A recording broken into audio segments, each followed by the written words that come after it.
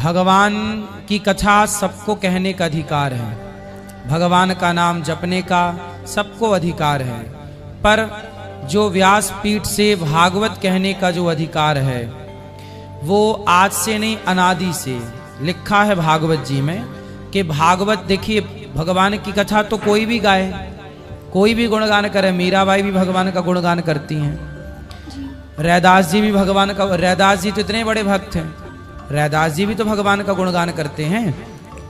परंतु रैदास जी व्यासपीठ पर नहीं बैठे, उन्होंने भगवान का गुणगान तो खूब किया है, परंतु लिखा है भागवत जी में विरक्तो वैष्णवो विप्रो वेद शास्त्र विशुद्धिकृत दृष्टांत कुशलो धीरो वक्ता कार्योति निष्प्रहा। उसी प्रकार जब अनुष्ठान कराएंगे तो वो ब्राह्मण ही करेगा। बेटी का विवाह कराते हो तो बेटी का विवाह कराने में जो मंत्र पढ़ने वाला होगा वो ब्राह्मण ही होगा। सत्यनारायण भगवान की कथा कहने वाला जो होगा वो ब्राह्मण ही होगा। कुछ कार्य ऐसे हैं, आजकल तो देखो सबके कार्य सब करने लग गए। जैसे आप बाल बनवाने जाओ, शेविंग कराने जाओ, तो आजकल तो बहुत लोग शेविंग का काम कर रहे हैं, पर पहले एक ही समाज को काम मिला था, केवल नाई ही शेविंग का काम करता था, कुम्हार ही घड़े का काम, माटी का काम करता था, लोहार ही लोहे का काम करता था, सोनार ही सोने का काम करता था। पहले सब व्यवस्थाएं बनी थी, ये व्यवस्था थी, ये क्या थी? व्यवस्था थी। व्यवस्था के काम बटा था, आपको यही करना है। अब आजकल हो क्या रहा है कि Sharma band party, Sharma ji band बजा रहे हैं, जबकि शर्मा जी का काम बैंड बजाने का नहीं है। तो भाई ये तो गलत हो गया। जिसका जो काम था उसको ही करने दो। ये परंपरा हमने नहीं बनाई, परंपरा शुरू से बनी आई है, प्राचीन परंपरा है। ब्राह्मण, जैसे ब्राह्मण को कहा कि ब्राह्मण कभी हल नहीं चला सकता, जी। हल चलाना ब्राह्मण के लिए वर्जित है, ब्राह्मण हल नहीं चला सकता। तो ब्राह्मण के कुछ नियम हैं, क्षत्रियों का धर्म है कि आप युद्ध क्षेत्र से भागिए मत, युद्ध कीजिए। अब क्षत्रियों को बाण बना के कौन देगा? लोहार देगा। कवच बना के कौन देगा? मतलब सबकी व्यवस्थाएं हमारे देश में। आज चिल्ला रहे हैं ना लोग बेरोजगारी बेरोजगारी बेरोजगारी, आज के 50 साल पहले कोई नहीं बोलता था कि बेरोजगारी है। क्यों? क्योंकि सबका काम फिक्स था कि आपको यही करना है। भाई परंपरा से फिक्स था, सोनार का फिक्स था, सोनारी करना है, लोहार का फिक्स था, लोहारी करना है, सबका फिक्स था। आज तो कोई का काम कोई, है ना। पहले जूते का काम कौन करता था? मोची भाई ही जूता बनाएंगे। अब मोची, अब जूते का काम बहुत लोग कर रहे हैं, पंडित भी कर रहे हैं, छत्री भी कर रहे हैं, वैश्य भी कर रहे हैं। भाई ये तुम्हारा काम नहीं है, उसकी रोजी रोटी क्यों छीन रहे हो? मोची का ही काम है जूते का, तो मोची को बनाने दो जूता, उसका बिजनेस बढ़ने दो, उसका व्यापार बढ़ने दो, उसका काम होने दो। जिसका काम जो है उसको करने दो ना। लोहार को अपना काम करने दो, कुम्हार को अपना काम करने दो, ब्राह्मण को अपना काम करने दो, क्षत्रियों को अपना काम करने। हमारे देश में बताइए, सच बताइए, क्या 100 साल पहले, 70 साल पहले बेरोजगारी थी हमारे देश में? जी नहीं। क्यों नहीं थी? सब व्यवस्थित था। अब होता क्या है, पंडित जी का काम, बाकी लोग सोच रहे हैं कि हम भी भागवत सुनाने लग जाएं, हम भी काम करने लग जाएं। भाई जिसका जो कार्य है उसी को करने दिया जाए। दूसरे का कार्य दूसरा नहीं कर सकता, दूसरे के लिए दूसरे का कार्य बना ही नहीं। अब मैं डॉक्टर का कार्य डॉक्टर ही ना करेगा। अब आप मेरे से कहो कि सुई लगा दो, तो लगाऊंगा तो मर ही जाएगा आदमी। हाँ, मेरे से सुई लगाना नहीं आता, वो डॉक्टर का काम है, पेशे से वो डॉक्टर है, वो लगाएगा। तो जिसका काम जो है उसका कार्य वही करेगा। इसलिए भगवान का गुणगान कोई भी गा सकता है, भगवान की कथा कोई भी कह सकता है, पर जो अनुष्ठान है वो केवल ब्राह्मण ही करेगा, तब सामने वाले को उसका फल प्राप्त होगा। जी, दूसरा प्रश्न ये था कि जैसे कोई वैष्णव है और उसी की जाति की कोई वैष्णव नहीं मिल रहा है, तो क्या वो किसी और जाति का वैष्णव से शादी कर सकता है? आपको शादी करनी है? जी नहीं, अभी नहीं। फिर किसके लिए पूछ रहे हैं? जी मेरे घर में कोई रिलेशन है, उनको ऐसा। तो लड़का किस समाज का? लड़की है आपके परिवार की कि लड़का है? जी लड़की है। लड़की। तो उनका जो लड़का है वो किस समाज का है? जी कोई और मतलब ब्राह्मण क्षत्रिय वैसे से आप क्या है? ब्राह्मण क्षत्रिय क्या है? जी हम लोग चौरसिया हैं। हाँ, तो फिर वो लोग कुछ और हैं। ब्राह्मण क्षत्रिय वैश्य क्या है वो लोग पासवान हैं।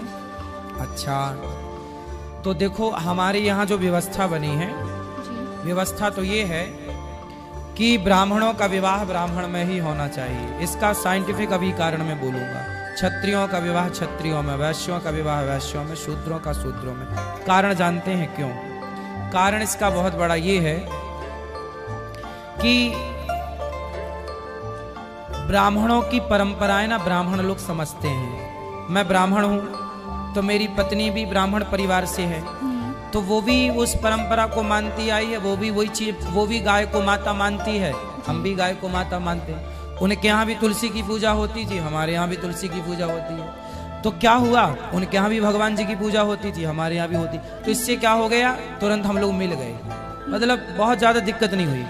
अब जैसे कोई हिंदू कर ले शादी मुसलमान से, उदाहरण, तो क्या होगा, हिंदू तो गाय को माता मानता है, तुलसी की पूजा, और मुसलमान गाय को मार के खा जाता है। तो अब बताओ, जो आदमी हम गाय की पूजा करने वाली लड़की और गाय खाने वाले के संग ब्याहेगी, तो कैसे उसका मिलाप होगा, कैसे उसका जीवन गुजरेगा?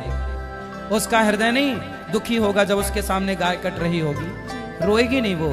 तो विवाह वहां करना चाहिए जहां हम दोनों के विचार मिलते हों। तो ब्राह्मणों के विचार ब्राह्मणों से मिल जाते हैं, क्षत्रियों के विचार क्षत्रियों से मिलते हैं, वैश्यों के विचार। भाई वैश्य क्या होता है, व्यापार करता है। तो शुरू से व्यापार में पली बढ़ी लड़की है, व्यापार को देखा है, और व्यापारी से ब्याही जाएगी तो व्यापार को समझती है। अब वैश्य की लड़की पंडित जी के घर आ जाए तो व्यापार करने वाली पंडित जी के घर आएगी तो पंडित जी भीख मांग के लाएंगे, चलो झोला खाली करो, उससे ना हो पाएगा ये सब। इसलिए उस क्षत्रिय वैश्य की लड़की को वैश्य का लड़का चाहिए, और शूद्र की लड़की को शूद्र का लड़का। यदि आपने मिसमैच किया तो व्यवस्थाएं बिगड़ जाएंगी। उदाहरण समझो, गुलाब का फूल होता है, लाल कलर का है, और यदि आपने एक लाल गुलाब को, रेड गुलाब को व्हाइट गुलाब के साथ कलम जोड़ दी, तो उससे जो गुलाब होगा फिर वो किस कलर का होगा? पिंक होगा। मतलब ना वो सफेद रहा ना वो लाल रहा, वो तीसरा हो गया। उसी प्रकार जब ब्राह्मण का लड़का होगा और क्षत्रिय की लड़की होगी या वैश्य की लड़की होगी या कोई भी होगा, तो क्या होगा, जब पुरुष अलग जाति का, स्त्री अलग जाति का, और दोनों का मिलान हुआ, फिर जो तुम्हारी संतान हुई, अब आप बताओ कि ब्राह्मण यदि लड़का है और माँ वैश्य है और उनका जो संतान हुई, फिर वो वैश्य होगा कि ब्राह्मण होगा? लड़का क्या होगा? वो बच्चा क्या होगा? वो तीसरा हो जाएगा। व्हाइट गुलाब और रेड गुलाब मिला तो पिंक हो गया।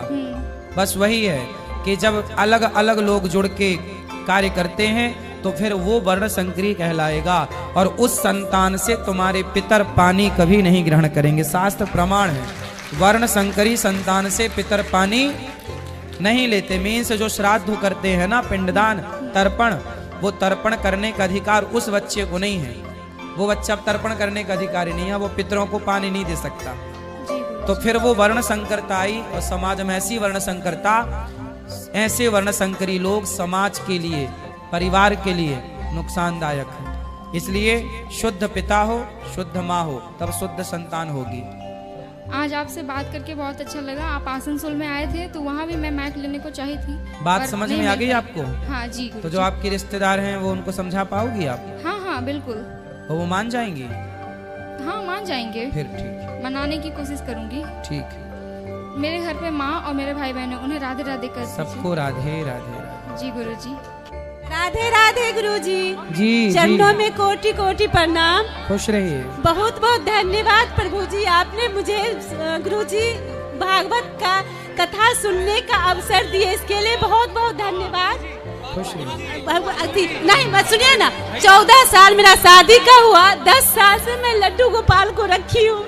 बट अभी तक मेरे गोद में नहीं आए लड्डू को। आएंगे आएंगे, चिंता ना करिए पूरा बिहारी जी। कितना गाली और हम सुन चुकी हूँ।